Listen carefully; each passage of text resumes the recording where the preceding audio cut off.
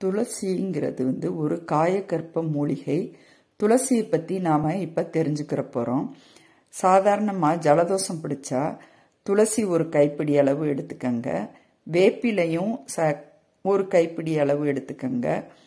1 teaspoon மஞ்சத்தூள் சேர்த்து ஒரு 4 டம்ளர் தண்ணி ஊற்றி ஒரு சட்டியில், ஆழமான சட்டியில் ஊற்றி அதை கொதிக்க வச்சு ஆவி பிடிச்சிட்டு வந்தோம் அப்படின்னா இந்த ஜலதோஷம் இருந்த இடம் தெரியாமல் காணாமல் போயிடும். சளி பிடிச்சிருந்தாலும் ஒரு நாளைக்கு வெறும் வயிற்றுல ஒரு 3-4 துளசி இலையை மென்று சாப்பிட்டுட்டு வந்தோம்னாலும் சளி தொந்தரவு குறைஞ்சி போயிடும். ஸோ இந்த துளசி மிகப்பெரிய காயக்கல்ப மூலிகை. அதை நம்ம சாப்பிட்டு வர்றப்ப ஒரு சைடு எஃபெக்ட், அலோபதி மருத்துவ முறைப்படி வரக்கூடிய சைடு எஃபெக்ட் எதுவுமே நமக்கு வராது. அதனால இந்த காயக்கற்ப மூலிகையான துளசியை பயன்படுத்தி சளி, ஜலதோஷம், காய்ச்சல் இதெல்லாம் விரட்டி உடல் நலத்தோட வாழ்வோமாக. நன்றி, வணக்கம்.